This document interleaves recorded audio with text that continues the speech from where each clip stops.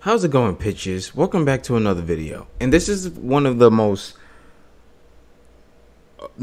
anticipated, well, not the most anticipated, more like most requested video I have gotten so far. So I want to clarify something, that this character that I am talking about is at her true potential, her full potential, or however you look at it. All right.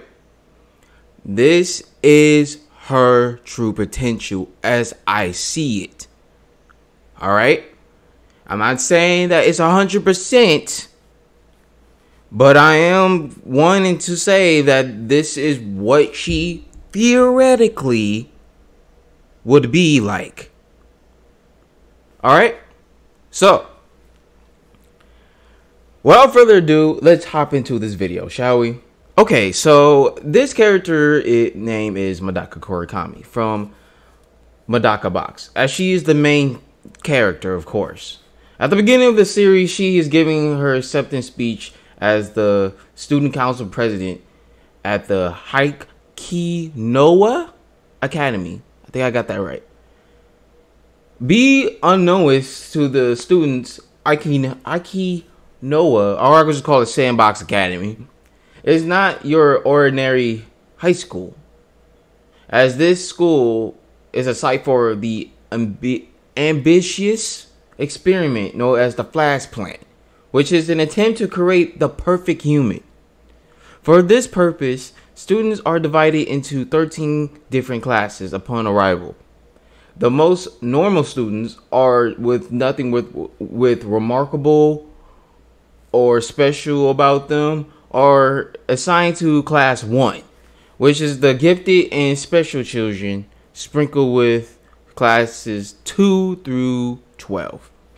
Class 13 is reserved for the most abnormal students, and each student typically possesses some special power that they have manifested through either being born with it, body experimentation, or overwhelming personality traits. They stand head and shoulders over the rest of the student body and are not even required attending classes. Medaka Kurokami, as well as many of her most powerful opponents, belong in class 13 and classified in the Medaka Box universe as abnormals. Throughout the series, Medaka is tested time and time again. She proves that she's not a force to be reckoned with, like Saitama from One Punch Man or Alucard from Hellsing. Medaka stands head and shoulders over her entire universe. She is the what's it called, pump stump character, with enough feats to earn her mention in a discussion about the strongest characters in fiction, largely due to the absurd strength of the universe she comes from. All right, so look. Before we continue, this is like the Medaka Box universe, as you can say, as they are kind of like X-Men from Marvel. How their powers are, how their, how the whole universe works. But I want to say something perfectly clear. Medaka Box is a metafictional parody, all right? It makes fun of the shonen trope, all right? It makes fun of heroes, villains, all of that, all right? There's a lot of fourth wall breaking in this series. There's a character that's pretty much God of the verse that can do pretty much anything she wants, but except affect the main character because it's Shonen Jump, all right? Just want to let you know. And for the people that say, "Oh, Medaka Kurokami, she's a Mary Sue. Nobody likes her. The show sucks. The fucking anime sucks. The fucking what? The manga doesn't make any sense. Oh, it's ridiculous. Blah blah blah blah. It's a parody. Get the fuck over it. All right." And for Medaka being a bad character, why is she a bad character? Because she has all these abilities and shit. First of all, she's not a Mary Sue. And if you say she is a Mary Sue, then you clearly have not read Medaka Box. I just want to get that little rant out of the way. Okay? So let me explain the three classifications of powers that exist in Medaka Box. So there's the abnormal. Fucking shit, Tim. Alright. Abnormality. A power of the superhuman ability of some sort which abnormals possess. Most superpowers in fiction will identify closest as an abnormality. They are conceptually identical to the mutations of X-Men, except they arise out of one's personality rather than biology, right? So, yeah, if your personality is there, then that's your power, all right? It's all about personality. So there's like these abilities called minus. It's a corrupted abnormality, often bearing negative side effects to the user's psyche, and return for much more ferocious power. And then there's the styles. Now the styles are powers that are achieved through various reality warping effects through the manipulation of the Japanese language and dialogue. For example, words that rhymes with each other can be interchanged in reality. A brick can turn into a stick. Keep in mind, since Japanese has kanji and hiragana, there are multiple ways that can be applied to various styles. So, okay. All right.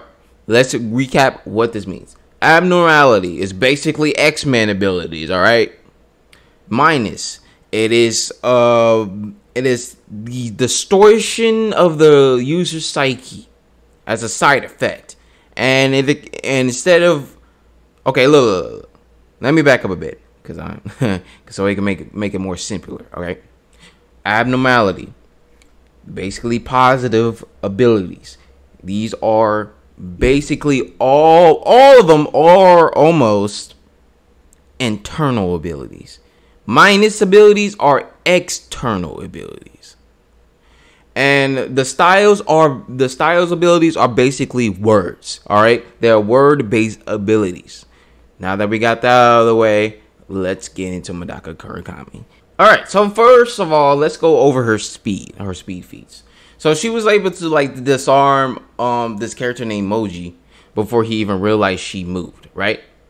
So that means like she's like way like all these feats where I'm going to tell you, she's basically massively faster than massively faster than fucking hypersonic speeds. All right, she's very faster, very faster. What the fuck? She's faster, all right, because she was able to create these like clones of herself. They're basically after images of herself, but with her pure speed, she was able to pickpocket all of their cigarettes without their knowledge. So she's really fucking fast. Normally, of course. Well, actually, no. I'm gonna take that back. She's not massively fast in hypersonic because this was contradicted when she created the Kurokami Phantom to able to move faster than sound. So, how fast is this exactly? How fast is this? Well, this has to be hypersonic plus. Because if she's able to disarm 8 students before they can react, ain't that like moving faster than the speed of sound? Oh, I forgot. It doesn't make sense in Medaka Box universe because it's a joke. It's basically making fun of everything. So, without further ado, look. She is hypersonic. And higher than that with the Kurokami Phantom. Let's say it like that. Because let's go over all of her speed feats. Look, She created a room of after images where Peter Speed and pickpocket all of their secrets and without their knowledge. Okay, she did that. She effortlessly outran a skilled truck runner while claiming she could run 100 meters in 17 seconds in Chapter 2. She was able to escape another abnormal by making it appear she was hit, leaving only her clothing behind. She climbed up a building so fast that she lost track of what floor she was going to. Hold on. Yeah. She was in a room full of bombs about to explode, and she managed to splash water on the bombs, kick some bombs out the window, and hide her friends in nearby lockers before they exploded. Now we don't know where these lockers are located at the according to this panel. So we can say that maybe there was outside of the fucking the room, or she got downstairs real quick. We don't know. She can break the sound barrier, use a Kurokami Phantom, attack an opponent in a sonic boom. So yeah, and people think she was moving faster than light, but she even clarifies that she actually jumped at the split of a second, since they were so close to each other, of course, and she was able to create a sonic boom. She dodged a sword that was literally centimeters from decapitating her with her, well, I'm not going to go over her abilities yet. I'm just going over her speed, or her strength, all of that, before I get into her powers. Now, she was able to dodge a sword that was literally centimeters from decapitating her. And it was really right there to her neck, too. And she was able to dodge this. So I can say a lot about her reaction speed, all right? She ran up a top climber without, while fighting Kumagara. She combined Kurokami Phantom with theme song, allowing her to travel at the speed of light 3 times per day. She grabbed everyone in a room and retreated so fast that it made clones appear. And she created a clone in front of her through sheer speed. Oh, excuse me. She created a clone in front of her with sheer speed to break through a sound barrier and allow her to greatly exceed the sound barrier right behind it through the slipstream and it created. So yeah, she was also able to instantly make a 100-degree angle at the speed. So yeah, that shit is impressive because she was able to move even faster in the slipstream. So that way the fucking, the shit don't fucking break her bones and shit, Her strengths. I'm gonna go over her strength feats, alright? But first, I want to wrap up the fucking speed thing. So, look, in conclusion, she's able to move faster than light. Because she got even faster than this. Right? She got even faster than the light speed travel. So, she's even faster than this, alright?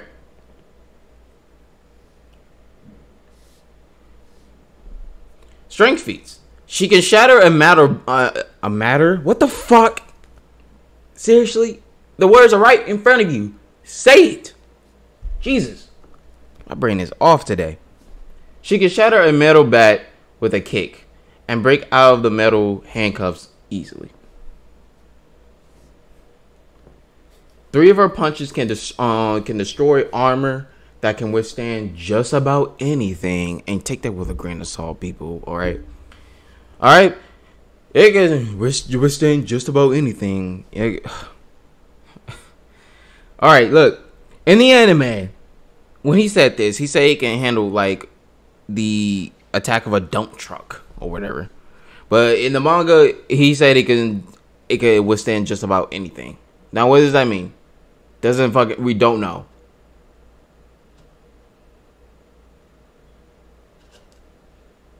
Because Medaka said she was able to punch through this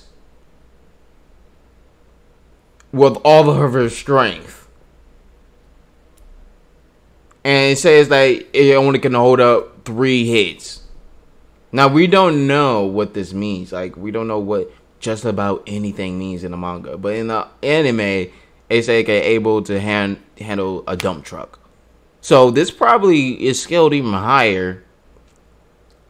Well, the clothes is able to scale any higher, you know, because it can hold up just about anything. So, take that with a grain of salt. She dragged a portion of the school behind her while being tied down to the walls with a steel string. So, yeah, she gave her the fucking pull a fucking building. Alright? Well, a portion of the building. But she was able to do this. She took Group C. It took Group C through Z of the election management committee to restrain her. And this is like a lot of people, all right?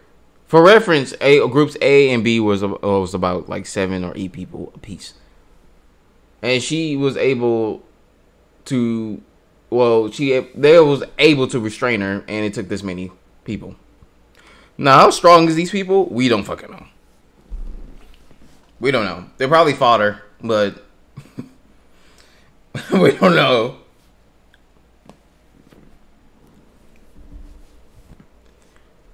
She bit through solid metal before. Well, she did this with Kurokami's what is this?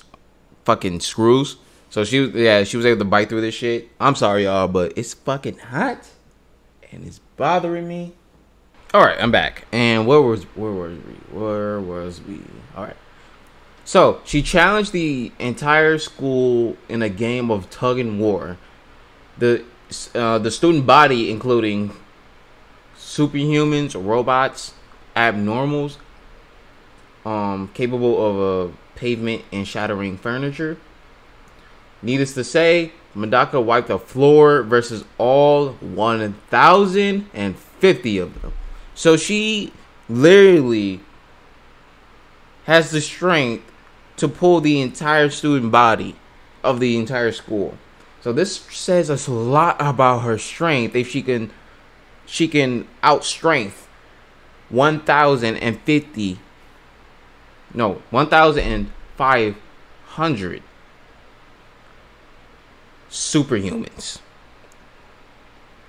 And we don't know what their abilities are, but she was able to do this. That says a fucking lot, alright? That's a lot of fucking strength she has. So she's fucking superhuman at this point. So, yeah. She bent a drumstick in a loop without breaking it or snapping it somehow. Some people say like this is not reality warping. Like what the fuck? Like what is this? This was never explained. She bent a wooden spoon. No, a wooden stick, my bad. A wooden stick. How the hell is that possible? Because she was like able to threaten a dude to bend all 206 bones in your in this person's body without breaking them. How? We don't know. All right, what the fuck? I don't know how she was able to do this. This was never explained. See, people say, "Oh, it's not reality warping. It's not."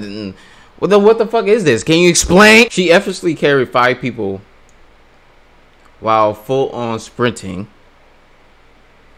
She blocked one of Iriku's punches after being battered relentlessly, and she tunneled through the ground like a drill to catch her opponent off guard.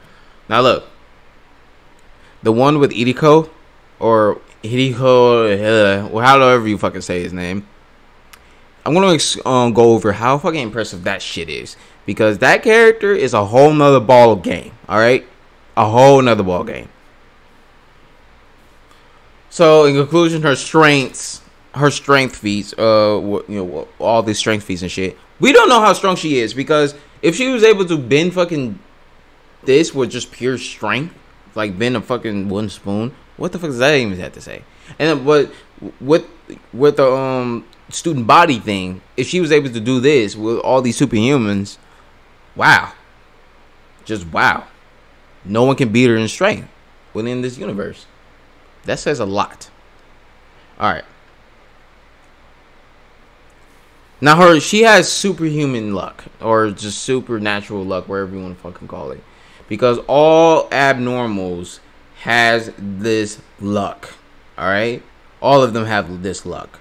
This is even explained too,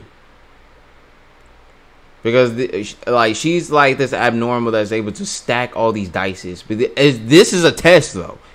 This is a test just to remind you. These are our tests to see how lucky they are. And when she threw the dice on the table, it stacked up immediately.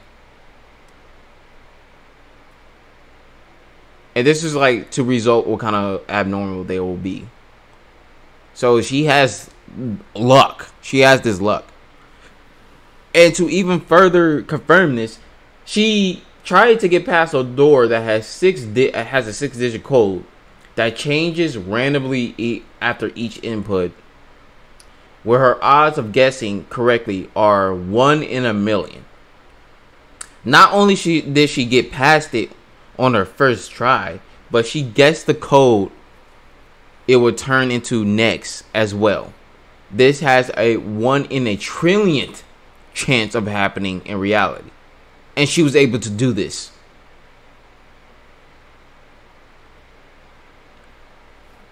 Hey, that's fucking crazy.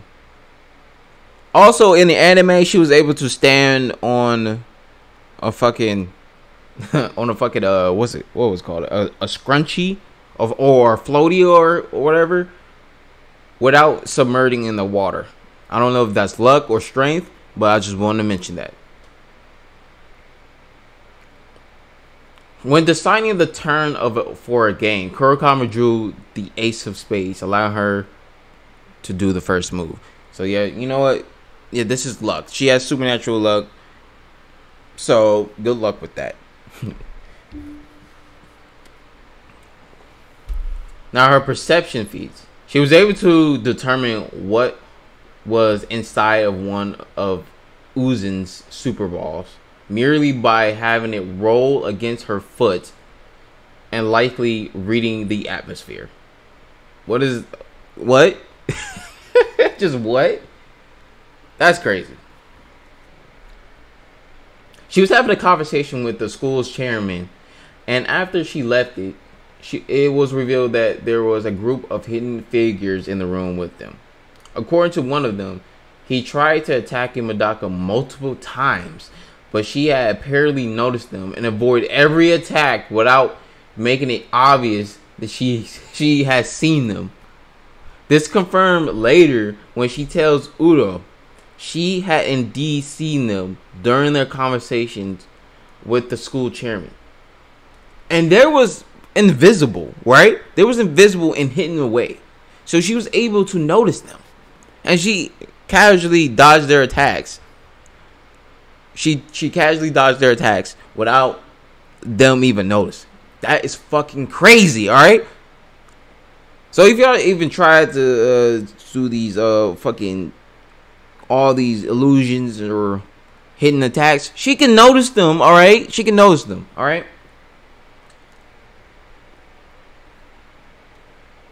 Now, she memorized the layout of the labyrinth. My bad, labyrinth. She memorized the layout of the labyrinth after listening to the sound waves of Kika. I was calling it Kika because I don't know how to pronounce his name. She listened to the sound waves of Kika shouting vertibly throughout the maze. That's just a fucking lot, doesn't it? Wow. Perception is crazy. Now she was able to. Now she was the only student who find Hinokogage, whose powers cause people to avoid sensing him. So, yeah, I'm about to go over that in her abilities. Why this shit is crazy. That is the most impressive shit she has ever done with her perception. So, in conclusion, her perception is fucking high as hell. It's unknown at this point what she can fucking perceive anyway. Now her intelligence is insane. You can arguably say she's a fucking genius, because with the first person to solve a math problem caused by the juggling theorem, I think I say that right, in middle school, she was the first person who solved it. The first person to solve it.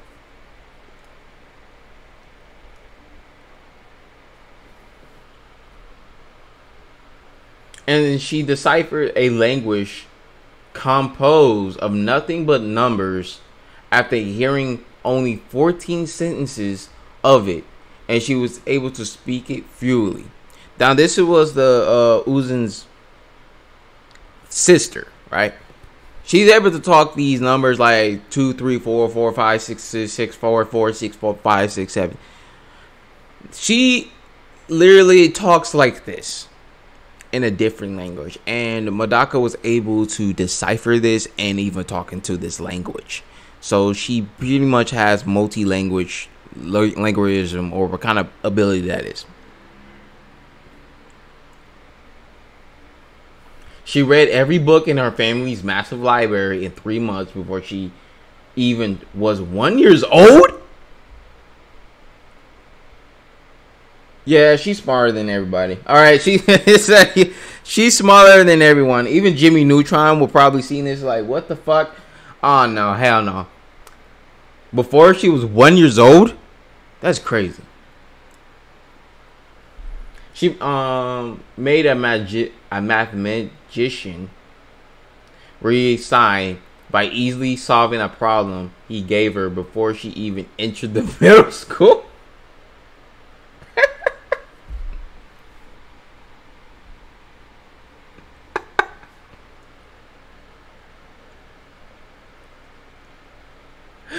Shit, bro. She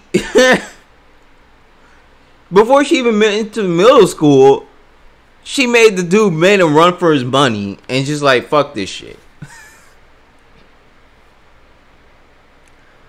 That's fucking crazy. That says a lot about how smart she fucking is. She casually solved every puzzle in the nursery before she was even 3 years old.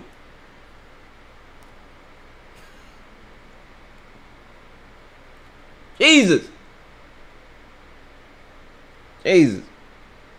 Shikamaru, I'm sorry, but you gotta go. Alright? Move out of the way because we got a new genius in here. Alright?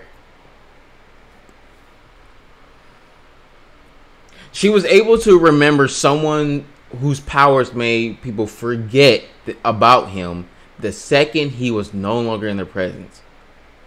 What? Let me repeat that, people. She was able to remember someone whose powers made people forget about him the second he was no longer in their presence. What? Alright. Fucking wow. Just wow. She preemptively developed a strategy to avoid someone fooling her with a disguise, involving a well-timed bluff, my bad, and employed it well enough to fool an omnipotent character.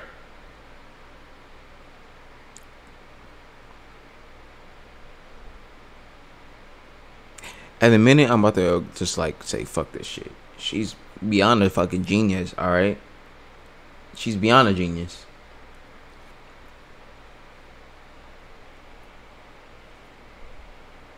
And not only this, people, this omnipotent character, well, she's omniscient, so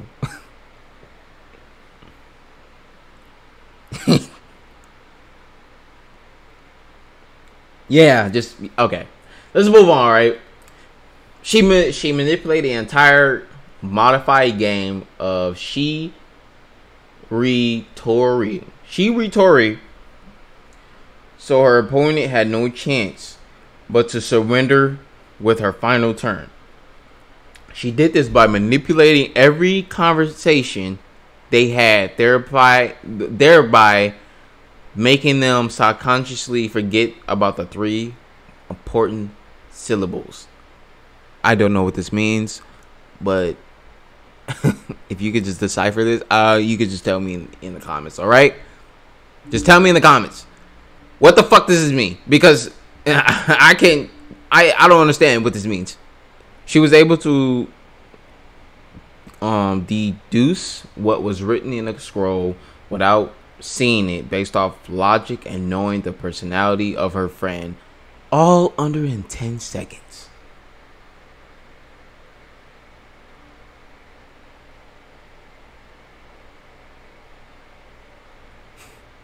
Jesus Christ, she's fucking smart. You know, in conclusion, she's pretty much what? Nigh omnipotent? I mean, not omnipotent. What the fuck? She is nigh omniscient because what the fuck? She's able to. What the fuck? She was able to do all this. Like, nah, fuck this. She's nigh omniscient. I take that back. All right. She's close, though. Fucking close. She's fucking dead ass close. But she's a fucking genius. A super genius. A super fucking genius. Alright. Moving on. Alright. Her fighting skill feats. Alright. This is her fighting skill. She took on and beat the entire judo club all at once. She has taken lessons of many types of martial arts. Pretty much nearly all of them. And she even stated this. She effortlessly defeated 3 class 13 members in a blink of an eye. She was able to beat Kumagara under the effects of Bookmaker. And we're going to go over why this shit is impressive. But she was able to beat Kumagara under these effects. Yeah. So, yeah, she was able to do this, all right? And I'm going to go over this because she able to got this ability as well.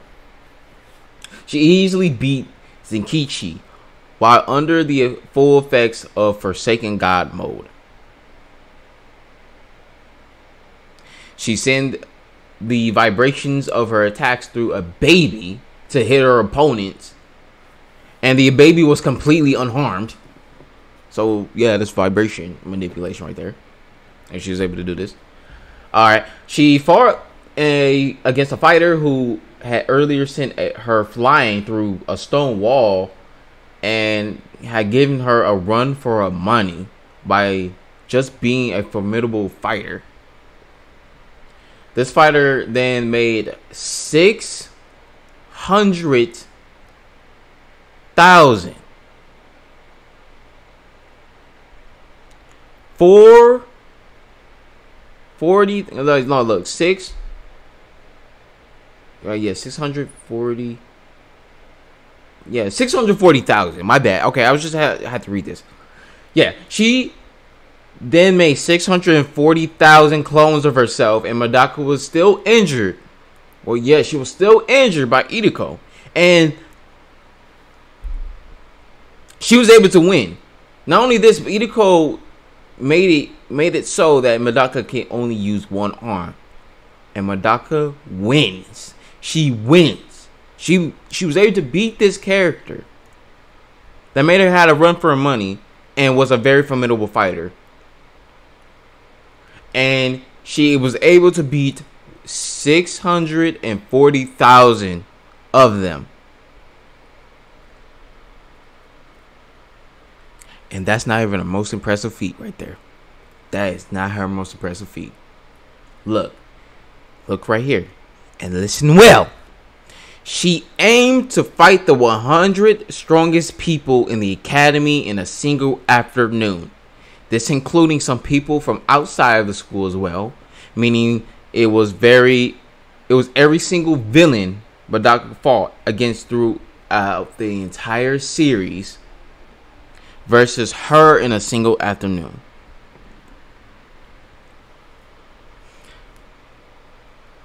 Now, how is this impressive? Because, well, people, she defeated everyone. All right, everyone. In a single afternoon, she was able to defeat 100 strongest people. There are 100 strongest people within the series, and she was able to beat them again. So it's not an outliner.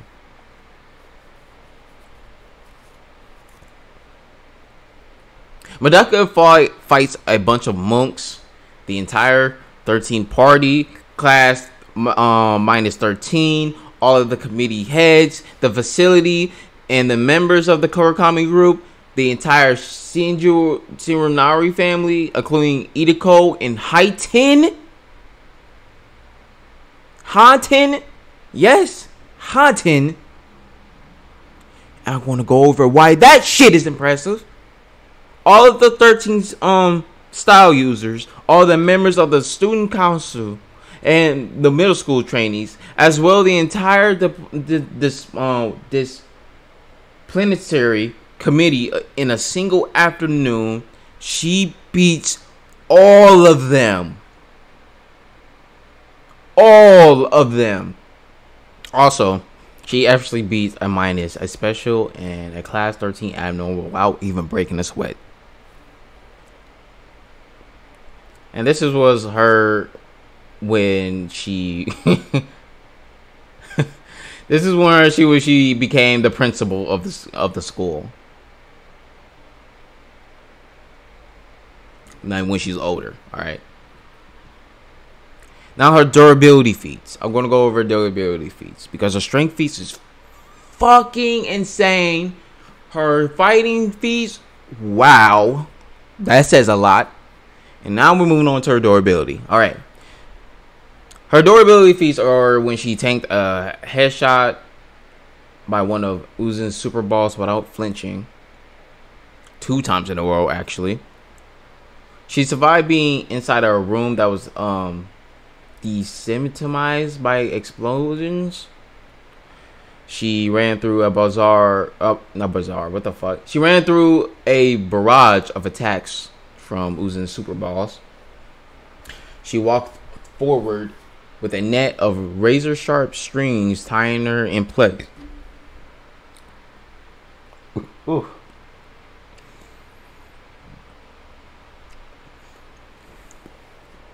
Tying her in place. She survived being pummeled by 30 kilograms of metal balls. Yep. She survived being pummeled by 30 kilograms of metal balls. She tanked a flying knee to the face without flinching. She had her arm broken, but it healed almost instantly, and she was able to use it to punch her opponent. She fought Hiniko Kage for 3 whole days and nights without resting.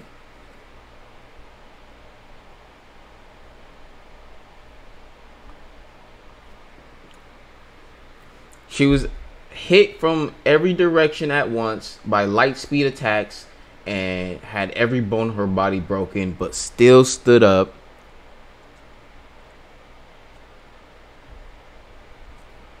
She can heal from having every bone in her body broken in 90 seconds. She had her arm dislocated, but it was still able to get Inoko in an arm lock. She withstood a barrage of punches from Inoko, who can cause damage that can never heal, regardless of time, healing abilities, or even reality warping. You heard that right. She punched through a stone wall. She literally died, but instead of staying dead, she used a style to literally make every blood vessel in her body pump blood by using vibrations, therefore bringing her back to life. After being gored through the stomach, she was ready to keep fighting. So yeah, she's fucking crazy. She has very high endurance and durability. All right.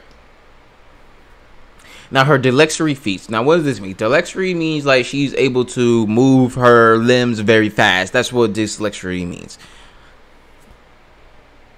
Dexterity? What the fuck? Dexterity.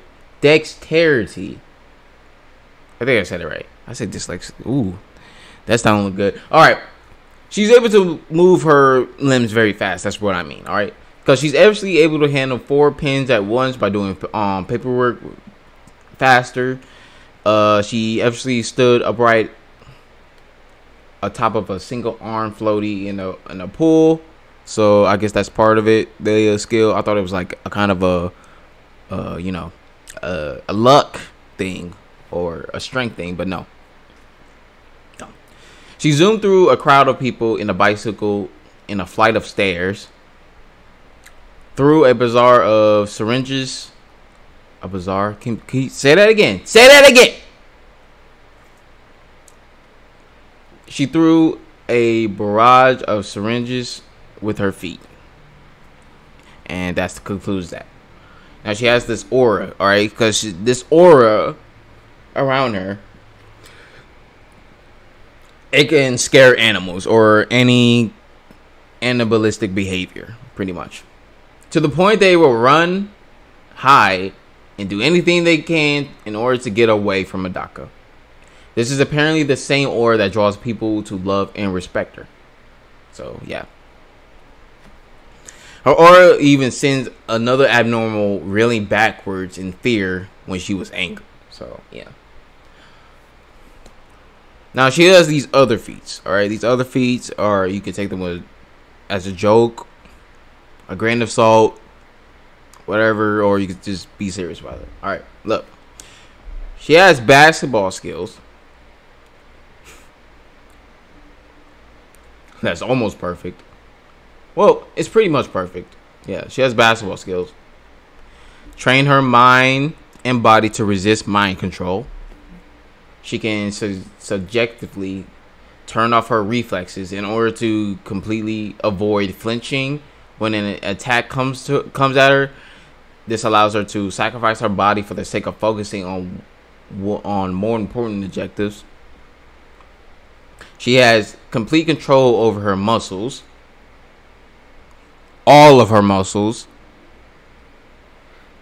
Her abnormality was unable to be stolen by someone who is abnormal, allowing him to steal people's abilities through physical contact.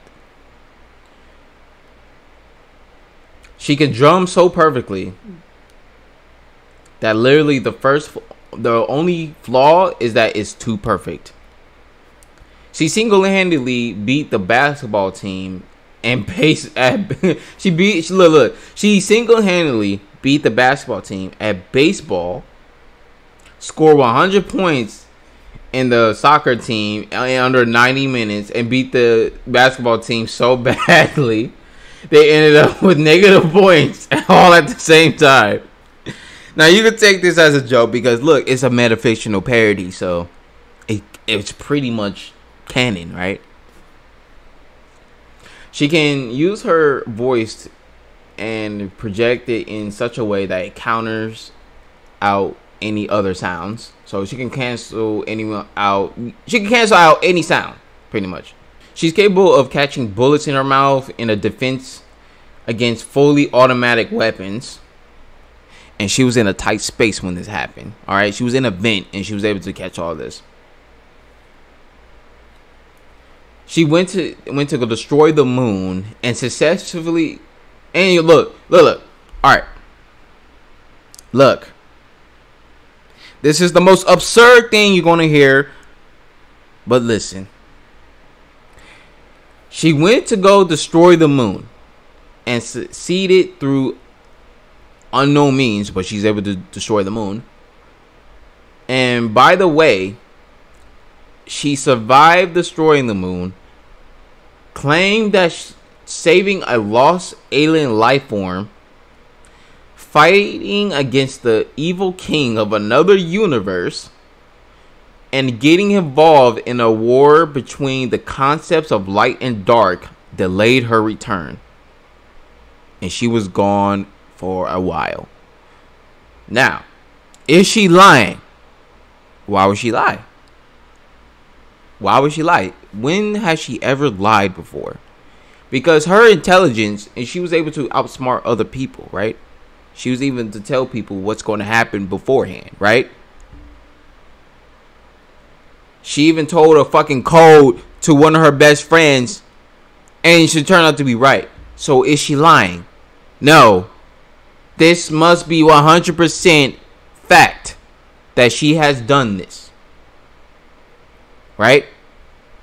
So that means she defeated an evil king of another universe and got involved in a war between concepts. Holy shit. That's fucking impressive. Now, all these feats make quite an impressive showing of Medaka's base stats.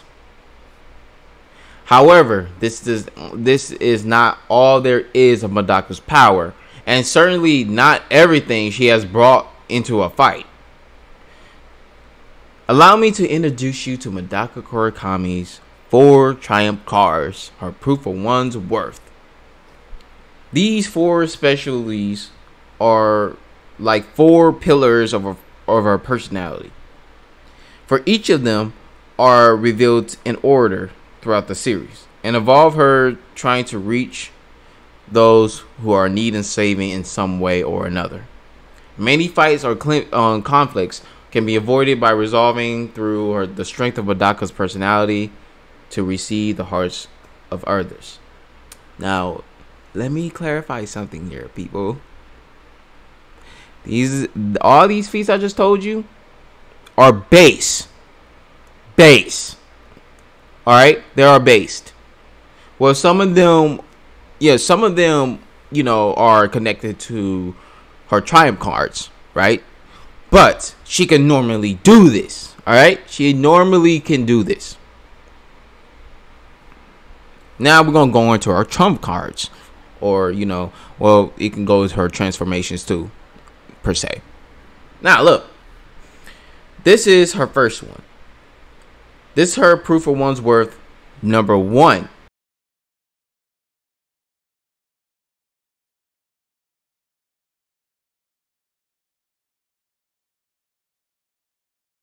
Now, we're going to get to the juicy shit.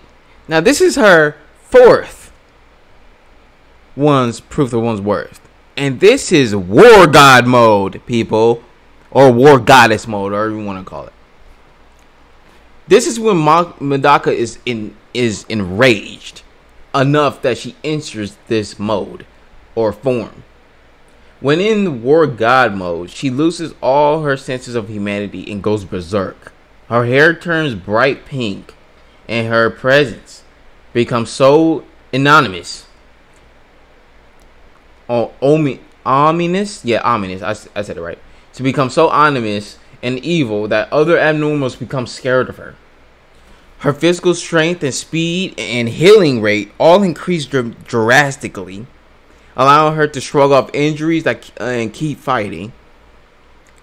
At first, Medaka was able to enter War God mode when her friends are threatened, but she eventually gained enough control over it to enter it at will without even getting angry. Because words do not register with her as well in War God mode, she becomes immune to language-based abilities while in this form.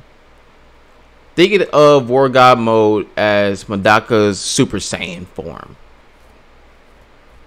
Or Super Saiyan 1. I call it Super Saiyan Rose because she did it first, alright? I'm just gotta say. However, War God mode is only the first level of this power that Medaka knows. Like Goku's Super Saiyan modes, her power can be taken a step further as well. Medaka acquired altered War God mode after mastering the abilities and skills of the 13th party. And in this form, Medaka receives strength, speed, and healing buffs, with the biggest improvements of War God mode that keeps her mind about going berserk. Now, while in War God mode, Medaka's hair turns black instead of pink, and she can enter it as much easier than counterpart. Through she still is capable of reverting back to War God mode if she's angry enough, though. But she's able to use this much easier. After the effects of Bookmaker, with her fight with Kumbagawa, Medaka has developed another level, which is called Forsaken God mode. During Forsaken God mode, Medaka's hair becomes completely white, and her eyes become a lighter shade of red. It would be a very inaccurate to assume this form to be a stronger form. However, in fact, the point of Forsaken God mode is to weaken Medaka, making her weaker than her opponent, no matter how weak her opponent is. Forsaken God mode ensures Medaka will be weaker. This allows Medaka to fight them as hard as she wants. This means, alright, so let's recap before I go to our final mode. War God mode is basically Super Saiyan 1. Ultra War God mode, basically Super Saiyan 2, but mastered. Forsaken God mode, it's a debuff, but she's able to go all out as much as she wants, so she can use her powers at full power. Well, without she's being weaker than them, right? Physically weaker than them, but she can go all out. And her fourth version exists when Medaka calls hybrid God mode or combined God mode. In this form, half of her hair turns white and the other turns black. It's essentially a combination of both Ultra War God mode and Forsaken God mode. Unfortunately, this incarnation of the God mode family didn't receive much explanation or screen time due to Medaka giving up on using it and switching to War God mode when things got hairy. This mode is useless. It doesn't really do anything. And I mean, she tried to fight somebody with it, but she ended up losing anyway. So yeah, it didn't really work out. Now this is a really true final mode, because this is her last of this technique, and it's just equivalent to her Super Saiyan 3 per se. It gives her a significant boost in her speed, and it can be assumed that she gets stronger as well throughout this. Is never stated though. It's never really stated. But the final version is called End God mode, and it causes Medaka hair to grow very long and turn pitch black. Now I only have one feat, and I already told you what it is, but that's basically it. But I mean, she uses it twice, and especially towards the end of the series. But yeah, we don't know if it makes her stronger or not. Now, you think this is impressive? No? You don't think this is impressive? Well, surely such a powerful character is worth the time. What's that? Not strong enough for you? You don't think she's strong enough for you? You think she's kind of weak? All this is kind of fodderized to you? Why don't we move past her impressive strength, speed, agility, durability, intelligence, rage, inducive super modes, and all other things that literally any other Marvel or DC schmuck can mimic, and dive headfirst to what pushes Medaka from being just another shonen protagonist into being one of the most overpowered characters in fiction, right? Shall we? And I could say that after you hear all this, you're gonna think Medaka is the strongest MC in shonen history. Let's move on to her abilities, shall we?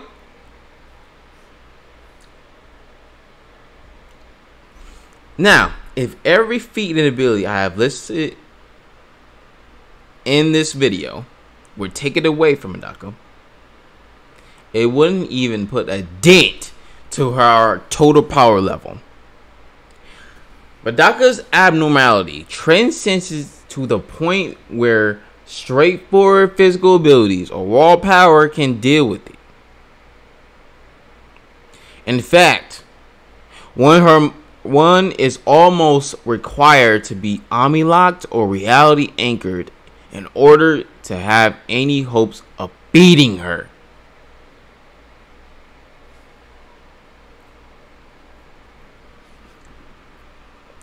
Medaka's abnormality. It's called the End, and it's the power to perfect and master any ability, skill, power, or technique she sees once. And she's able to use 120% capacity, allowing her to use them better than the original user or the original source. You heard that right, people. She has the ability to copy, master, and use 120% capacity, allowing her to use them better than the original user, all in an instant. And she only needs to see it once or hear it once, because she completely evolved to the point she only needs information about it, and she can copy the ability. Medaka is literally better than anyone she fights at whatever they do. My bad. About the same thing Medaka cannot copy is straightforward. Look. The only thing Medaka cannot copy is straightforward power or the strength of their body. She cannot make her physical capabilities initiate better by copying a superior physical capability. For example, if she's not strong enough, if she's not strong enough to lift the box, then somebody walks by who is strong enough to lift a box, she can't just copy their strength by watching them lift the box. The exception to this, of course, is if they're using an ability or a skill to boost their physical capabilities. So yeah, there's the only downside for Medaka, pretty much, with the ability.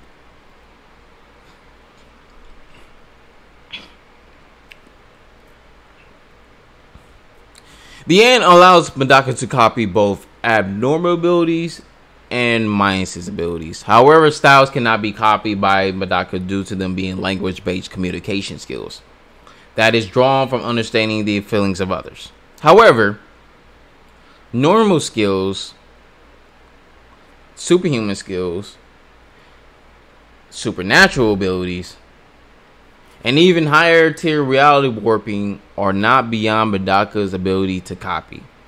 Later in the series, Medaka's The End evolves to improve to the point that she can instantly master any ability by hearing the information about it secondhand. Medaka is able to use the End to copy any action she sees, meaning that it isn't limited to copying superpowers. Medaka is also capable of mastering tasks that require years of practice, typically by watching them how they perform. Anything from basketball to universe level reality warping is subjected to being copied by Medaka's The End. The End is very fearsome. It's a very, very powerful and fearsome skill that allows Medaka to tangle with some of the strongest characters in fiction by itself. But I wouldn't waste your time if this wasn't Medaka's only gimmick. Medaka comes from a very overpowered universe, meaning Medaka has copied a plethora of useful and broken powers and skills by using the End. Now, because many of Medaka's confirmed copy skills are primarily demonstrated by their users, the original users, some of the scans come up will likely not be scans of her performing the feats. But I will provide scans confirming that Medaka does indeed know the skills that are demonstrated, and in fact, she can use these skills better than the original users, indicates that any feats the original user can accomplish, Medaka can't easily replicate. All right. Here is the feats or the scans of the different skills, powers, abilities, abnormalities, minuses that Medaka has able to copy and make her own. So, whew, that was a mouthful. So, she has learned 100 different trample skills from Ajumu. Now, who's Ajumu? Ajumu is this character. She's God. This is the omnipotent character I was talking about. You can say she's not omnipotent. Oh, no, she's not omnipotent. She lost her rubber band. Shut the fuck up and listen. Listen here. She even explains that she cannot defeat Medaka because she's the protagonist. That means she cannot defeat protagonist characters because they are going to win no matter what. Protagonist always wins.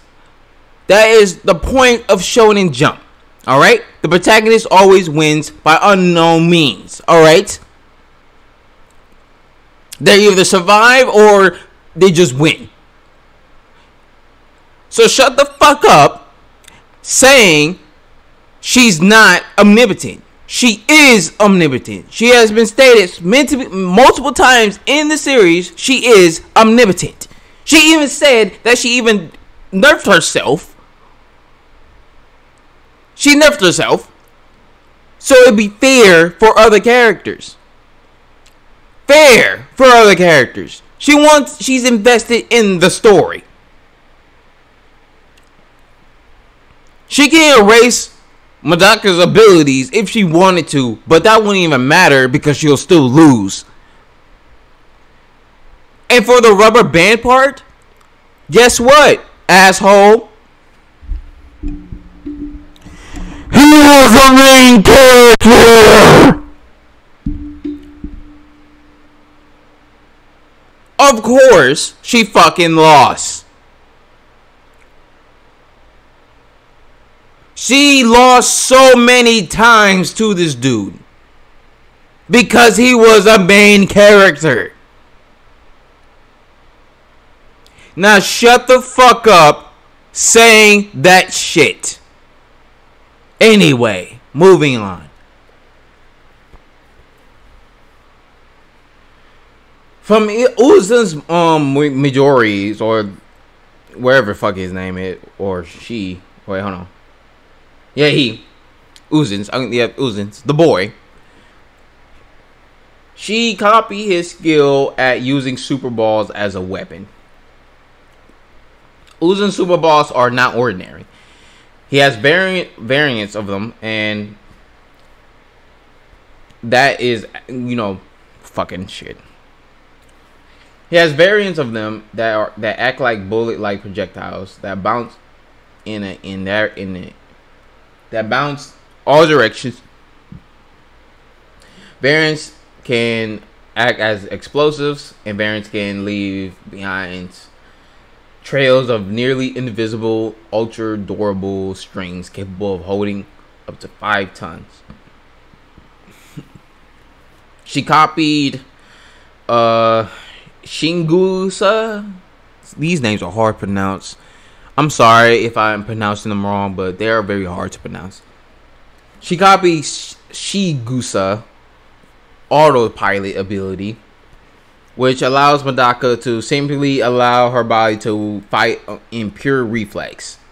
She doesn't need to think about what moves to make or how to dodge anything, since her body will dodge, even fight for her automatically. It completely bypasses the requirements of needing input from the brains or the move. Even things like feints and illusions will be suggestively ignored by her reflexes.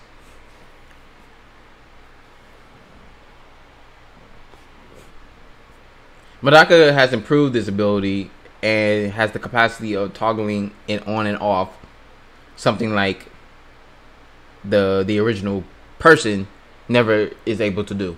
So this Autopilot ability is basically Ultra Instinct before it was cool. From Ki Munakata,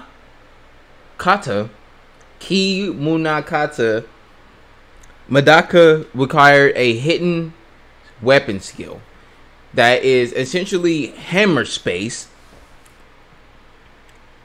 that she can store her weapons. For example, when you meet this character, he looks like this. However, he hides a plethora of weapons on his body, including but not limited to countless swords, 2 large hammers, a massive spike club, a lot of firearms, grenades, a rocket launcher, and various other weapons. So yeah, that's pretty much Medaka could hide on her body without even appearing it to be carrying anything. So yeah, it's basically a pocket dimension skill. Medaka copied Kuga's self-healing ability, despite Kuga being the android, but she was able to copy her ability to heal. Kuga's healing ability is definitely formidable, as Kuga demonstrated she was able to heal from broken bones in about 10 seconds, and Kago was able to effortlessly snap dislocated joints back in place. And let's keep it to know, people, that she was able to master this ability, so it could be faster than that. Her healing ability, anyway. Alright, she copied Okai's Okai. Alright, people, listen. You're gonna struggle with me while I say these names, so fuck you. She copied Okai's 5 Forks by hearing it secondhand.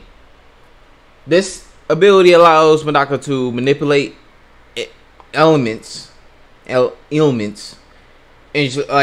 she's capable of causing anything from cancer or heart attack to a light summer fever with a single scratch from her claws. Now, these long black claws or nails, or whatever you want to call them. That if she touches you or scratches you with it, you can get any of these illnesses or these diseases. She can give you any disease or any illness, pretty much, with this. She also states that she can cure any ailment with her claws as well, or any disease. And the healing factor is shown multiple times by Medaka when she healed a character after their fight, as well as completely healing all of her friends from near death after the final fight with Iriko. This proves that the ability can heal physical ailments and injuries as well. So even if y'all even halts her regeneration, this cures pretty much her injuries. So Medaka copied Iniko Kage's theme song, which she demonstrated in her penalty kick shootout. When she combined it with her Kurokami Phantoms, as I already said in her speed feats, theme song is purely increased to Medaka's speed. In the translation of the manga, states that the speed is able to move at the speed of light. Multiple times during Kage's first fight with Kugo Kage's, or wherever the fuck his name is. I don't know how to say these names. Alright, cut me some slack. The theme song is also fast enough to make a person go so fast they hit their target from every angle simultaneously through sheer speed. So yeah, she was able to copy this and master this and combine this with her Kurokami Phantom. Alright, so from Ihodu,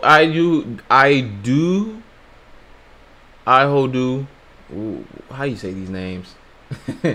Idohu Medaka required the skills Weighted Words. Now, what is this? This is an ability that allows Medaka to do is control the minds of others using electric signals that interfere with a target's brain functions and motor skills. Medaka can give her targets any command, and they have to obey it. They have to obey it against their will, and they cannot resist it. Weighted Words is very versatile skill. It's a very versatile skill, as it was shown to affect machines as well. First crushing them, and then allow Udo to move them telekinetically, yeah, with the magnetic and electrical signals that he sends out. Weighted Words is also capable of brainwashing a target through prolonged contact with the user's hands, and Medaka is instantly mind wiped with this ability. However, she mind wiped herself back to normal with the same ability. Also, I wanted to say something. That when Udo used the skill, he had another skill with Weighted Words, or another, ability with it.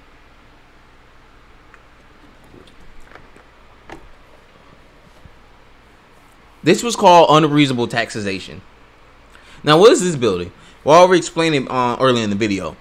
That this ability allows the user to take any ability from the person from physical contact by touching their heart or whatever. And when she did this, of course, she probably got this same ability as well, right? Because this ability pretty much gives you unlimited fucking energy. It gives you unlimited energy, right? So yeah, it gives you unlimited energy. And yeah, so she copied his ability, so she pretty much got the same ability, inexhaustible energy supply as well. So she has pretty much this infinite fucking energy supply within her, since it's pretty much connected to Weighted Words, of course.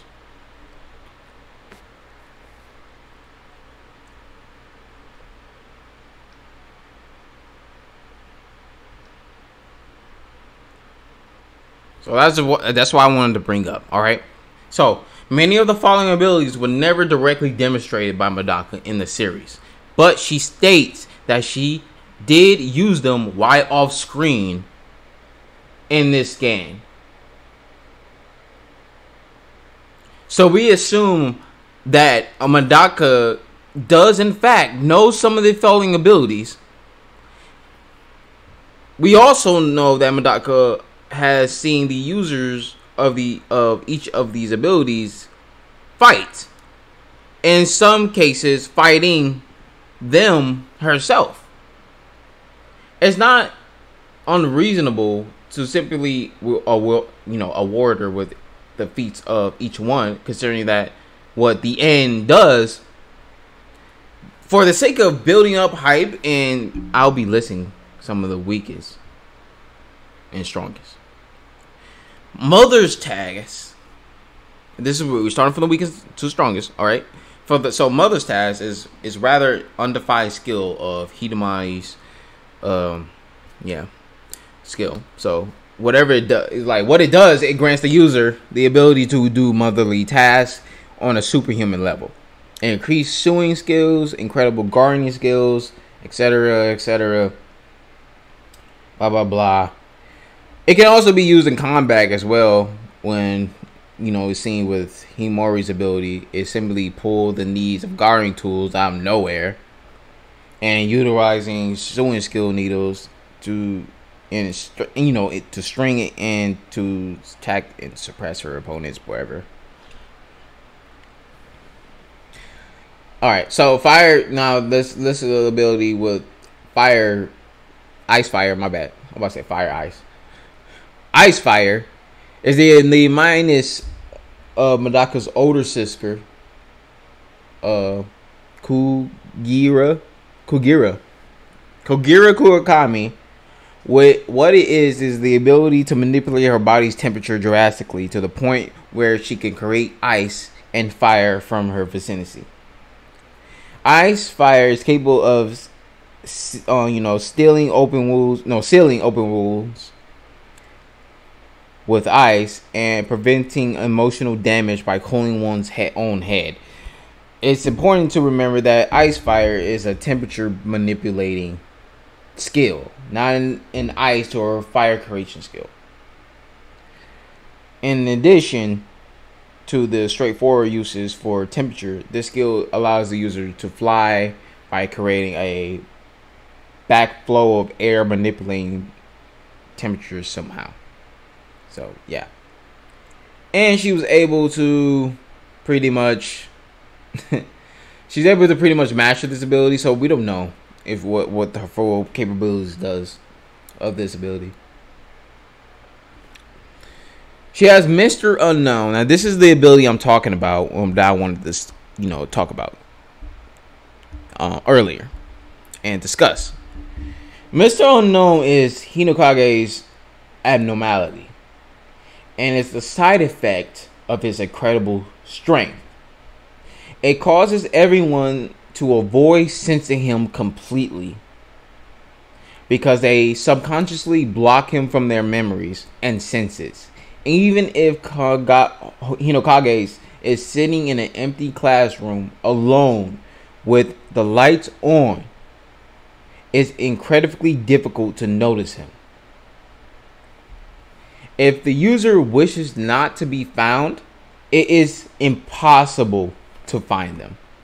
Even Medaka stated this.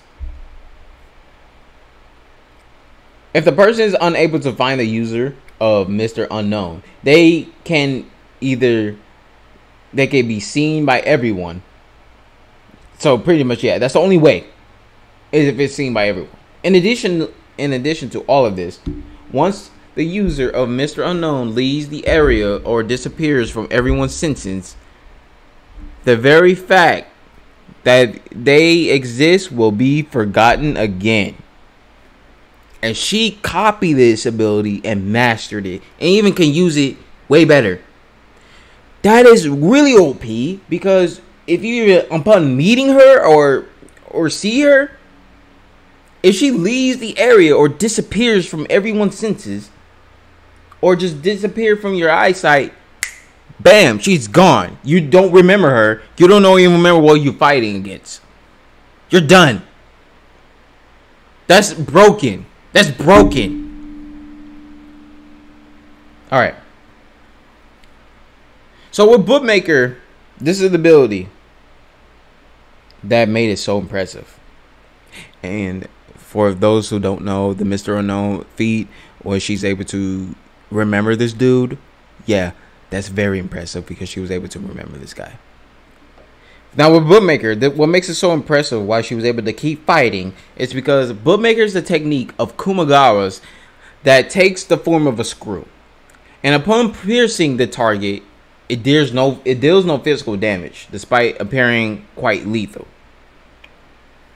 Bookmaker serves three main functions. Firstly, it soils the heart, making the victim feel absolute despair upon upon them hitting it.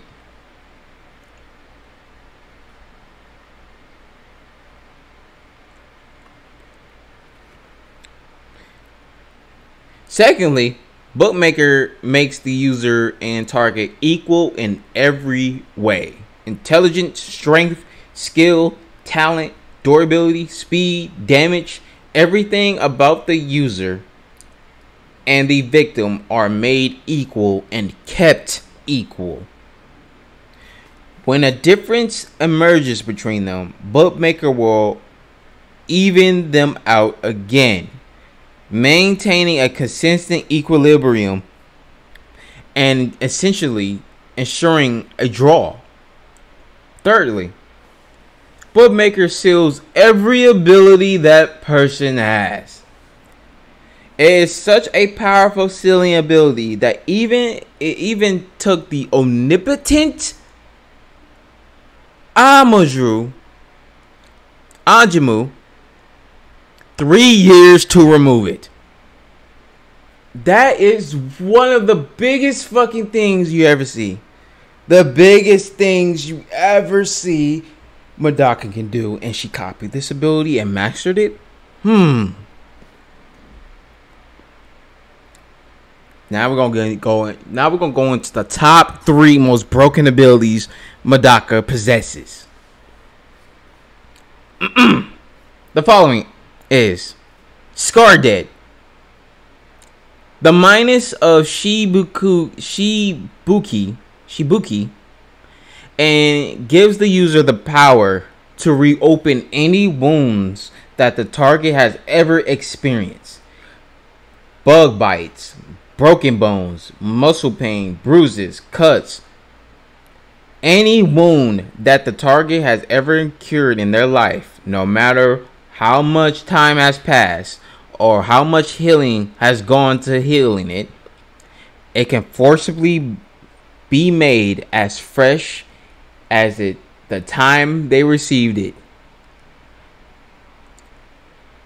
It extends to the mental trauma and emotional wounds as well, regardless of whatever the target has forgotten their trauma, causing someone to feel all the emotional anguish they have ever experienced at once. It's a simple task for Scar Dead. There is no cast time or verbal command for using Scar Dead. In fact, all the user needs to do simply to use it, and those for their presence to be incur the effects. Also, Scar Dead is able to affect inanimate objects as well. If they've been pierced, or if they have been repaired, or a certain amount of trauma went to creating the object, the wounds require over time through construction, and it can be reopened and destroy them. Also, it can also be used at a distance when improved. So, no matter how far you are, she can use Scar Dead. And also, not only that, it also opens fatal wounds as well. So, any fatal wound that you gotten, you're fucked. You're fucked from this ability. Now, the second to last. This ability is called Encounter. Now, what is Encounter? It's an ability that makes her pretty much fucking invincible. Now, let me explain what this ability does. It is a minus that Medaka copied from Gagamaru.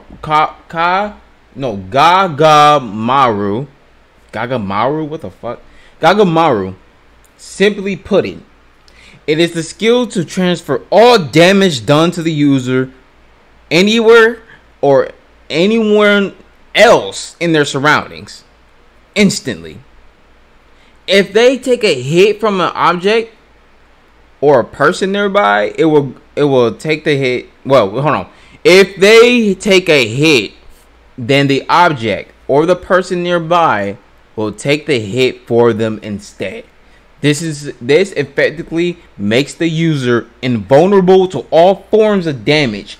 As long as there's something nearby they can transfer that damage to, be it an inanimate object, the ground, or another person.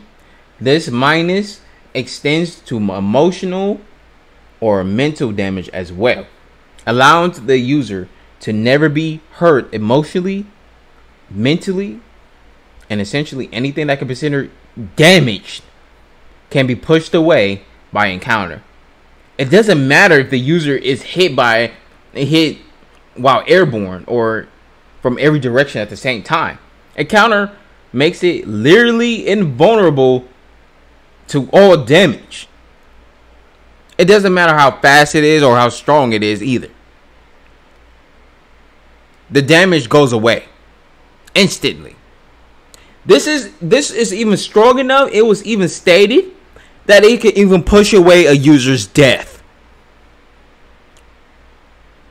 making her unkillable. If that's not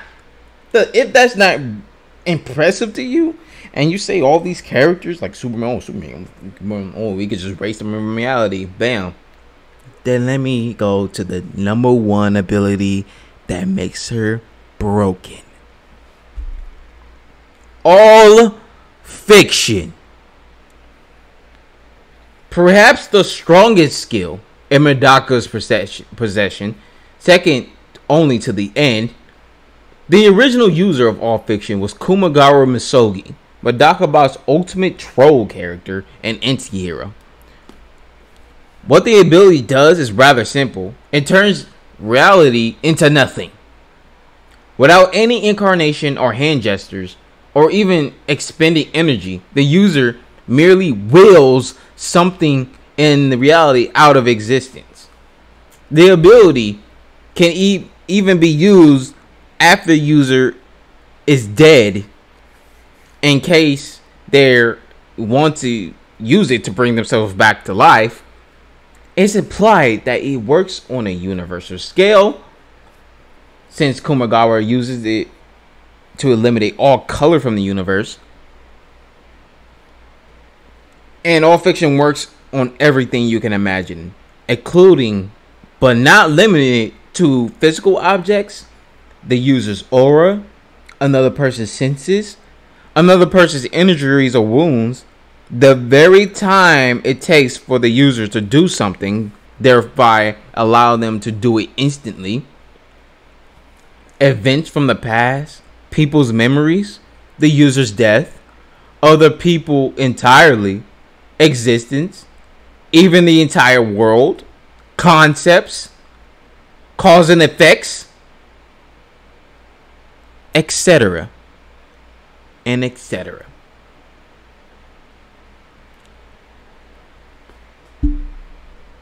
And then we'll move on to the most basic thing Medaka has ever did or ever have this entire time. Literally plot armor. This is the last aspect that makes Medaka Kurokami such a ferocious character to deal with. Is the literal plot armor she brings into the fight. That's right. While in her own universe, Medaka has the power of the art to support her everything she does. Like, this is the power of the main character, pretty much. It literally created a meta ability that prevents the author from interfering with the results. And an omnipotent character with the power to turn off all of Medaka's abilities at will stated that she could not win against Medaka due to her possessing the power of being the main character. While inside the Medaka main universe, Medaka has the power of the author and fate on her side. In order to overcome this and her opponent, she needs to find a way to turn off her plot armor and become the main characters themselves. Yep. You either need to find a way to turn off her plot armor or become main characters yourself. But regardless of the strength difference, Medaka will win if her plot armor is not dealt with. Yep. Now, after all of this I have told you, let me explain why theoretically Medaka Kurokami has unlimited potential to be one of, if not the strongest character in anime history. Now, I know what y'all gonna say. Oh, we have all the characters that can beat her. All the characters that can whoop her ass. Well, you got a point. There's other people that's true omnipotence as well. But I have to say, she is definitely the most powerful character. The most powerful character, yes, in Shonen Jump history. No one can come close. So she beats pretty much nearly everybody in the mainstream. Now, to discuss her abilities, we have to go back to when she fought everyone. The strongest characters.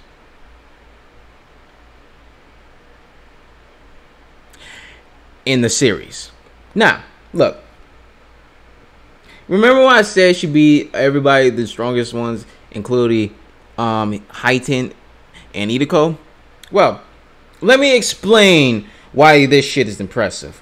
Because not only that she still had the end with this, not only that she had the end. Again, let me say that again. She had the end. So that means pretty much theoretically she copied everybody's abilities that she fought. Even the ones that she already didn't see. And yes, they going all out against her. Come on now. This one means that she copied the abilities of Idiko and Hyten at the same time. Right? Right. Now, what does this mean? What does this mean? Well, first of all, Hyten, I got it right. Hyten, what's his abilities? Well, let me explain it to you. Hyten's ability is skill creation. It's not really stated what it is, but I'll call it skill creation because that's what it does. Now, skill creation is to become more comparable to Anjumru. Hyten develops this skill that makes skills. And he can create any power he desires and grant them as he pleases. As an example, he created the Devil Style. Now, the Devil Style is a skill that he granted Zenkichi. It nullifies the effects of being a main character, prevents fate manipulation, plot manipulation, and probability manipulation, and coincidence from affecting the outcome of a fight. So basically, this ability nullifies main characters. And it nullifies the plot armor. Like, skills like stopping time, or photon manipulation, or space displacement. He can do this. He can create any ability he wants. And Anjumru, she even stated within the same panel that out of her 10 quadrillion skills, around 100 of them was made by him himself.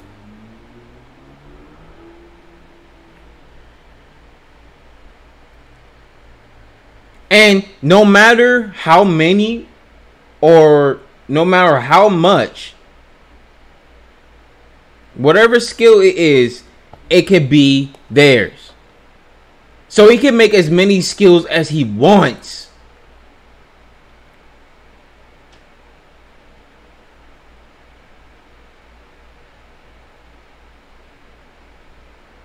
And she was able to go fight this guy.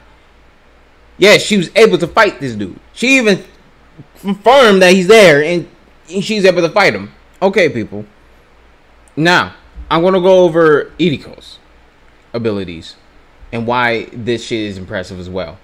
I mean, it was kind of confirmed that she does have this ability, or probably have this ability, but theoretically she should have his ability, right? Now, let me explain his ability. His ability is known as irreversible destruction. As any damage Idiko deals to the world does not heal. Shiranui states that he was a man born to destroy the world. Whatever natural or skill-based abilities, Idiko's actions cannot be recovered from. That includes even unconventional ways, such as healing, like Kumagawa's all fiction.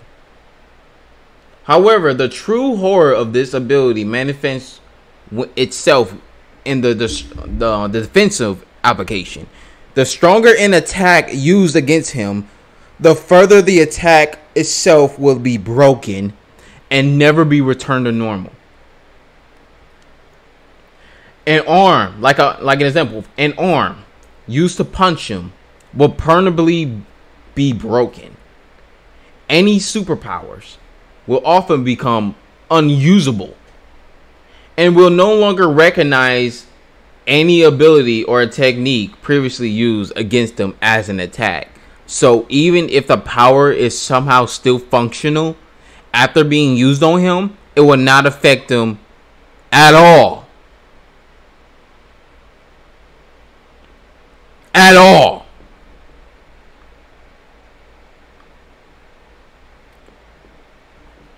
That which Inoko does not recognize does not affect him. While Inoko is incredibly durable, that is not what makes him so hard to kill.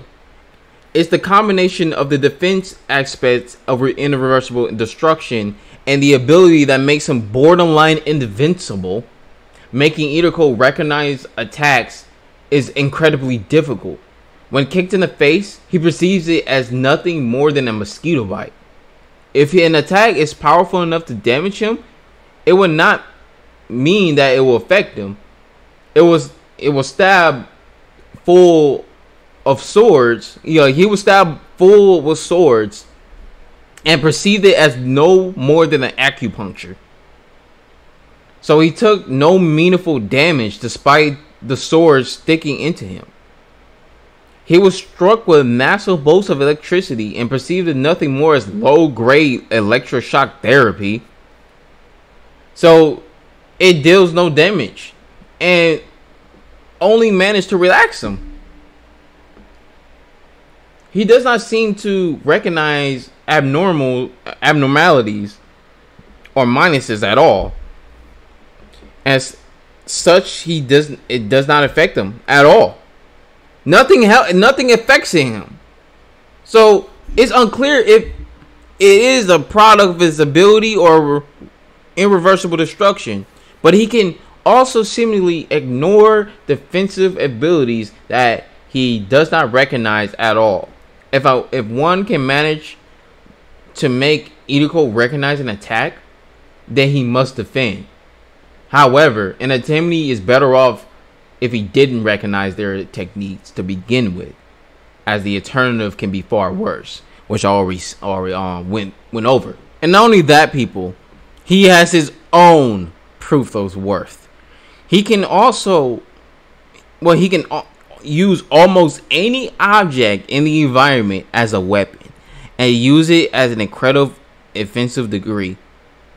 He was able to pick up Zenkichi's glasses and use it with such skill that he was able to match Medaka in close combat. He can also use the air itself as weapon, or grab a still living person in the battlefield and use them with almost perfect skill. He managed to take a rubber band and bisect Ajamu in a single shot. His ability to wield almost anything as a weapon is tied to his other ability, irreversible destruction, as all of them take on the same properties, and with almost all of them seemingly bypass durability. How he chooses his weapons is not clear. It's seemingly arbitrary on a looker, but he's apparently distinguished most effective weapons for given situation and find them as tool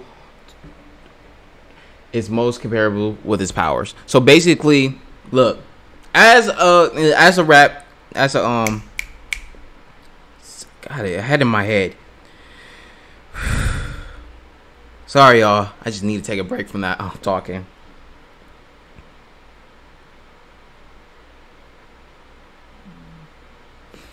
Now, as a quick summary, his ability literally destroys things that he attacks and it cannot be healed. If you try to attack him, he won't recognize it and it won't affect him. Now, if he does recognize an attack, then he'll defend, and the ability will break. It will become unstable, and then he won't recognize it anymore, thus becoming immune.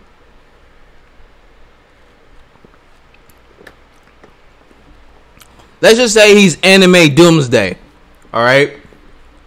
And any weapon he uses is an extension of his irreversible destruction. And she copied this as well. Yep. She copied this as well. Because, and also, Iko was able to easily react to Kurokami's Phantom and called it slow. And let's say that he...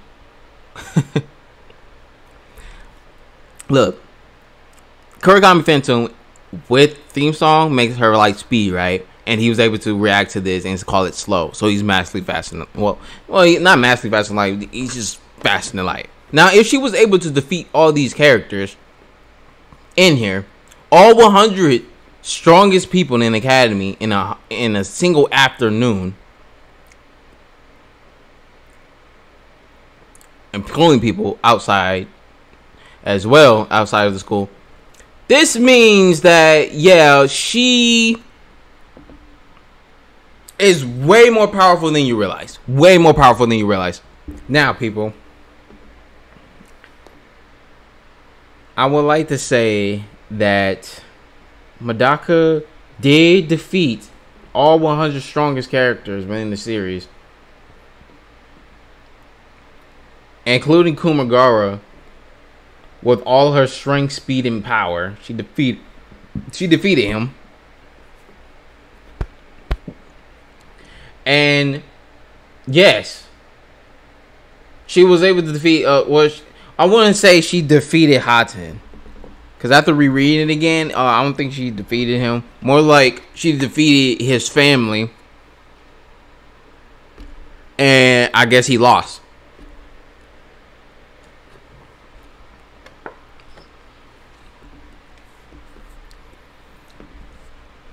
So it's unknown that if she copied his ability to make skills. But he did participate in that fight.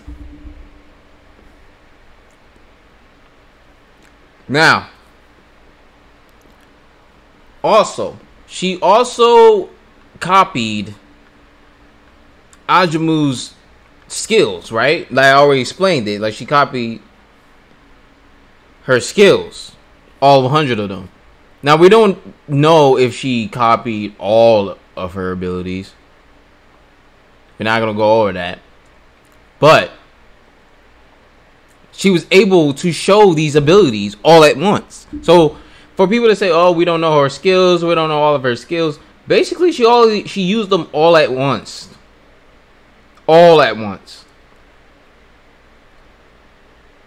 And I'm about to list all her abilities, like all the abilities she has gained. She has the Declaration of War skill. Could see the first move. The skill of a rocket start.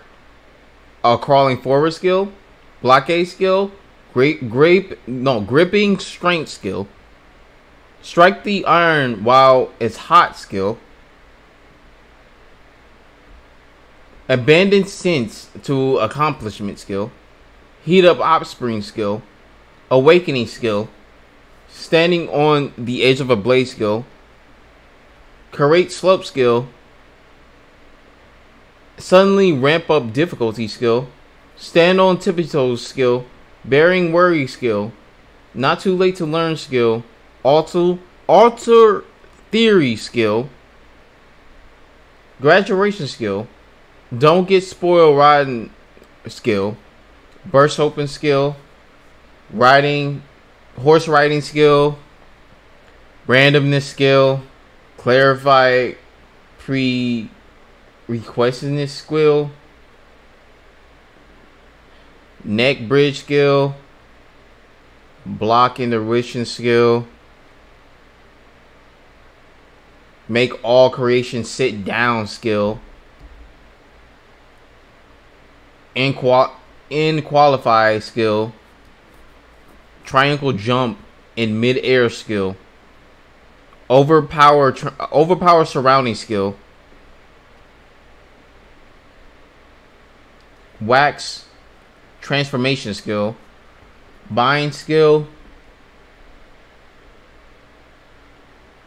I'm sorry, I'm just reading so I don't miss out anything on these panels. Create wine skill, positioning skill, step out fire skill, break ice skill, not reject incoming technique skill, clear typhoon skill, leave footprint skill at will. Violent flucation skill. Play rock paper scissors with Feats skill. Flickering skill. Don't make the same mistake skill. Hold on. Lightning rod skill. Dust from earth skill. The more the targets, the more your power increases skill. Turn 1v1 into a 3-way deadlock skill. Break balance skill. Counting skill. What else? 4 seconds rule skill. Truce skill. Arm uprising skill. Turn upside down skill. Manipulate boiling point skill. Rolling skill. Breathing skill. No dangers before they happen, but in return you can't avoid them skill. Read the line skill. Circle jumping skill. Surrounding soundless passing skill.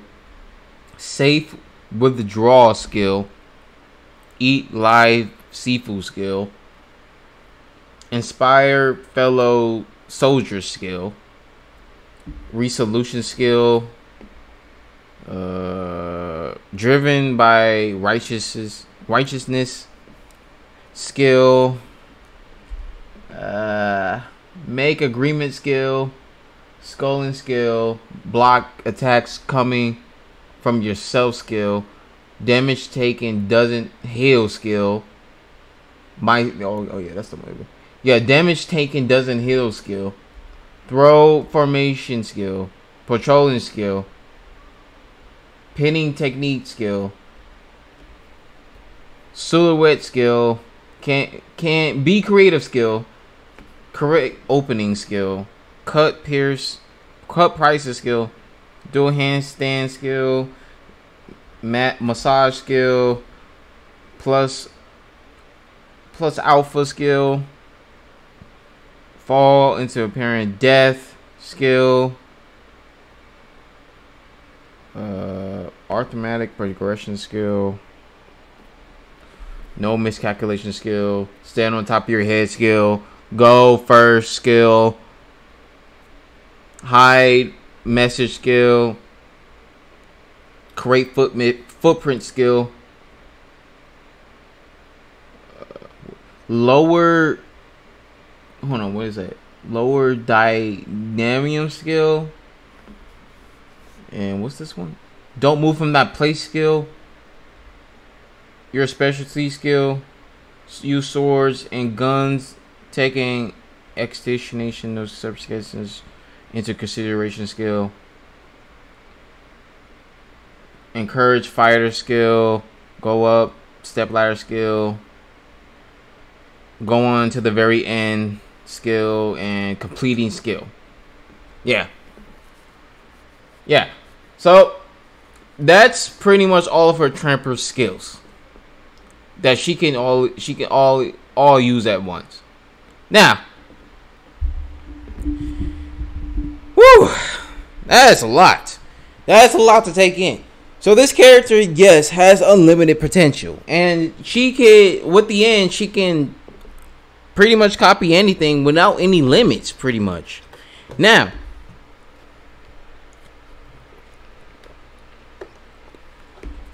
she do know who Goku is because she mentioned it before, and she's mentioned that she can't copy his Kamehameha technique in the series.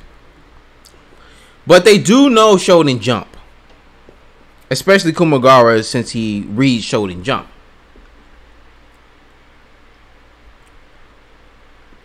So, yes, she can copy pretty much any ability. Any supernatural ability she sees or hears, or any technique. Well, almost every technique. But look, people, this is what I'm trying to say. She has unlimited potential because pretty much, if you think about it, theoretically, she can copy pretty much any ability, any character you can mention. Any character you can mention. If she sees it or hears it once, she can copy it perfectly and use it better than them. Now, what do I put her?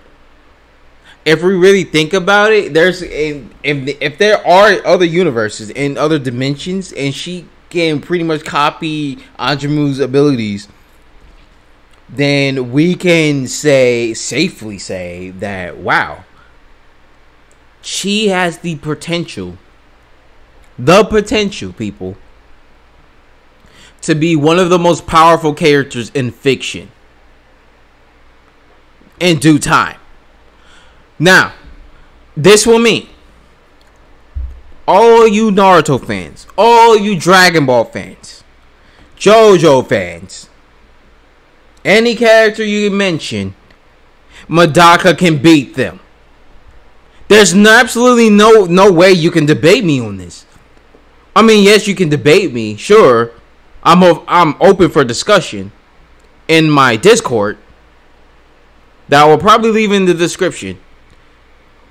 But Medaka can beat these characters, any character you mention, because of her unlimited potential.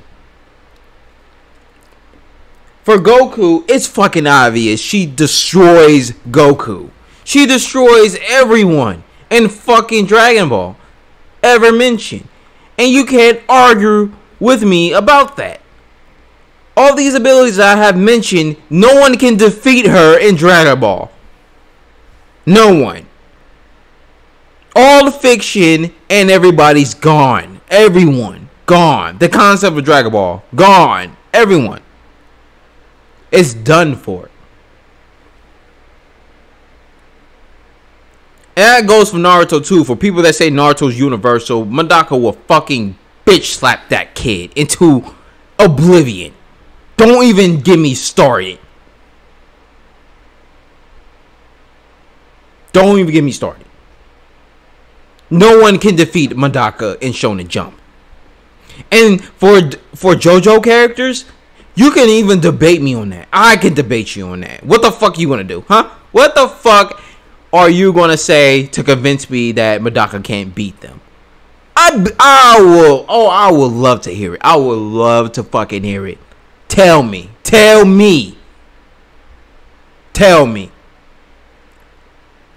Medaka is literally one of the most powerful characters, if not the most powerful anime character ever. There's no limit to the end, except for you have to be physically strong enough. But guess what? If theoretically, if we really think about it, what if Medaka just erased her weaknesses with all fiction? What if she erased her weaknesses? Now, for the people that say, oh, you can't erase a minus, you can't erase minuses, then why the fucking Kumagara did it? He did it before. And it doesn't really matter for Medaka, because she mastered it. She can use it better than him. So it's safely say she can probably erase minuses as well. And she can erase fucking all of her weaknesses. All of her weaknesses. So if I want to highball it, Medaka box is literally out of Versal. No, not out of Versal. I take that back. I take it back. Because Ajumu is out of Versal. She's out of Versal. She can manipulate the whole entire narrative. She can end the fucking the story and change it to something else.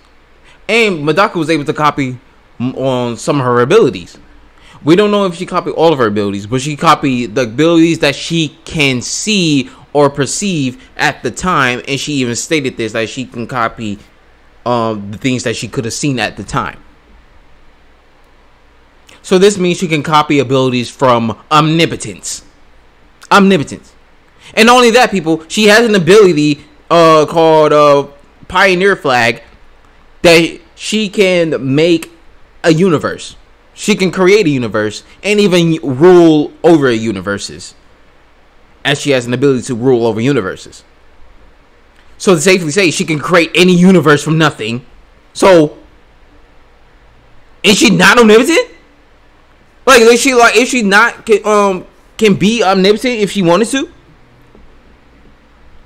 Now Medaka is pretty much like this fucking god of Medaka box. Except that she can't she can go toe to toe with another main character with irreversible destruction. And guess what? She actually has the irreversible destruction as well. If you think about it, with my damage. So yeah, Medaka is way more powerful than you realize, people. Way more powerful than you realize. There exists dimensions in the Medaka box, and Anjumu is able to transcend these dimensions. And Medaka even said to herself that she was in another universe.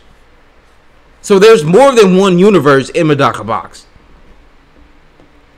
So I safely was put Medaka box to be at least multi-universal or multiversal.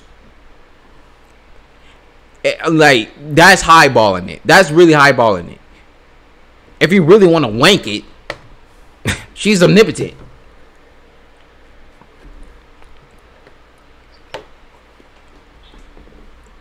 If she can rule over the universe, she's omnipotent.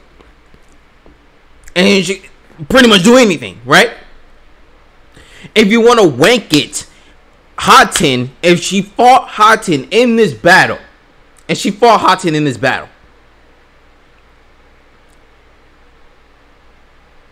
and took his card,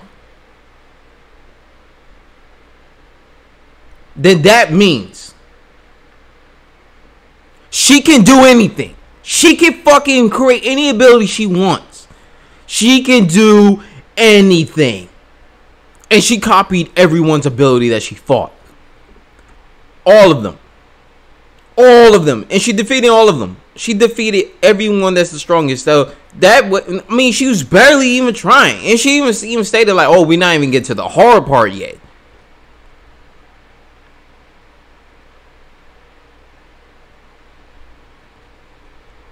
That is insane, people. Insane. That means she copied everyone's ability within the series and mastered them and can use them perfectly. Perfectly.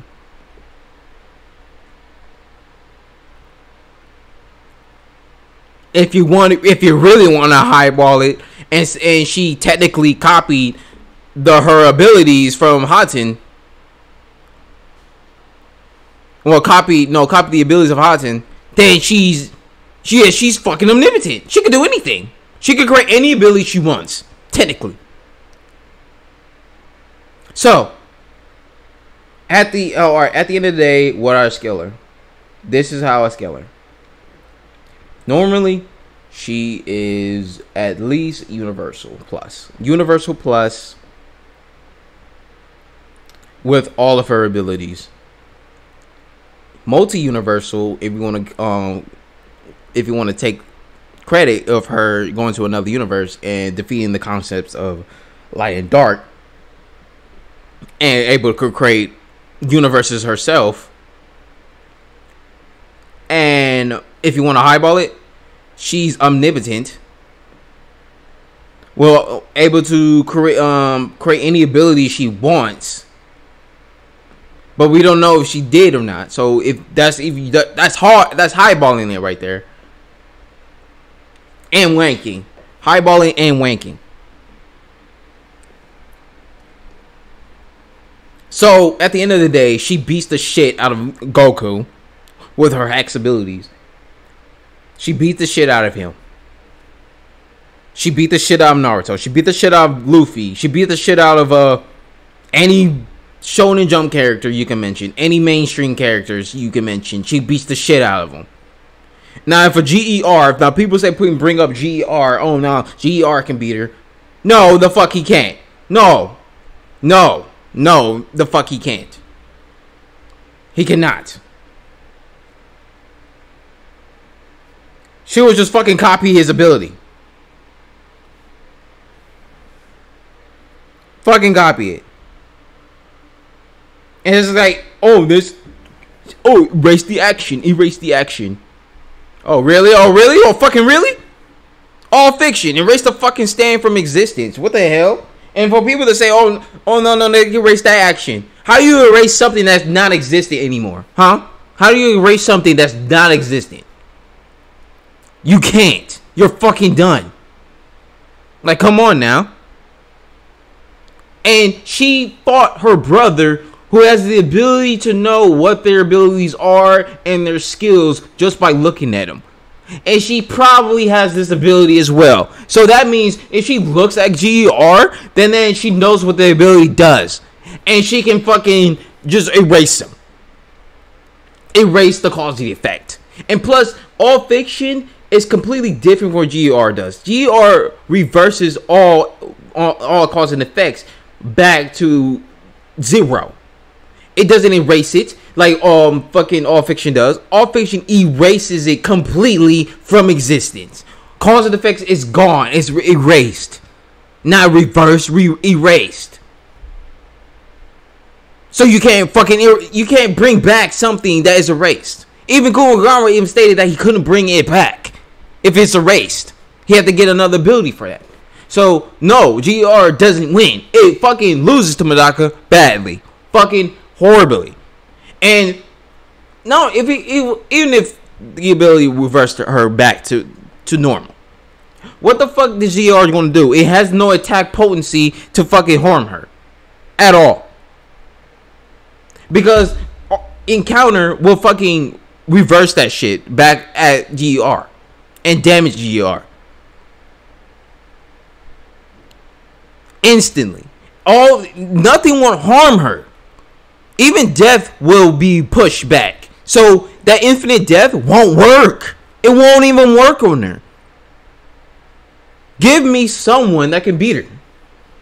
And for people that thinks Poochie, yeah, Poochie can beat her. Fucking hell no. Hell fucking no. Hell no. All fiction, erase.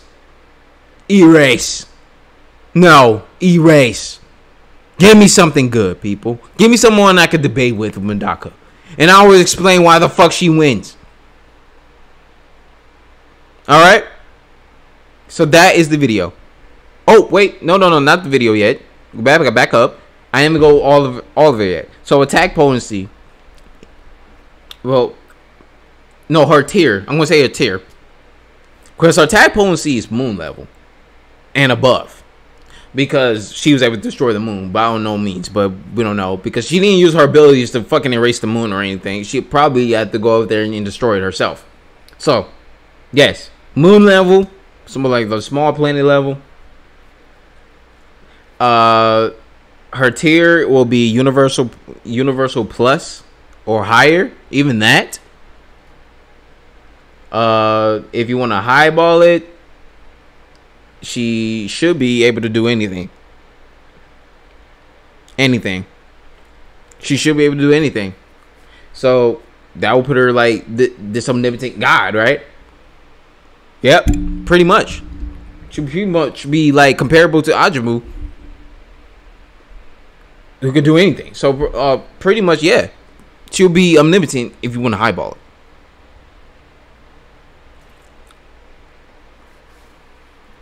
No. Highballing will be multiversal, right? But wanking it will be, omnipotent. So, yeah. I have to fix myself. Alright, so yeah. Speed, she should be massively faster than light to infinite speed. You know why? Because Kumagawa was able to fucking erase the time and distance for him to reach, his destination, right? That gave him instantaneous travel. So, yeah, that's infinite speed. So she has infinite speed, and pretty much with all fiction, she can pretty much do anything. Erase her weaknesses, so she could be unbeatable. And yeah, use all fiction to erase time and distance to make her have instantaneous travel speed. So yeah, infinite speed, and at best I'm gonna put her as multi-universal. And yeah, pretty much that's the end of the video. Thank you guys for watching, and I will see you guys in the next video. Whew, this took a lot of work to do.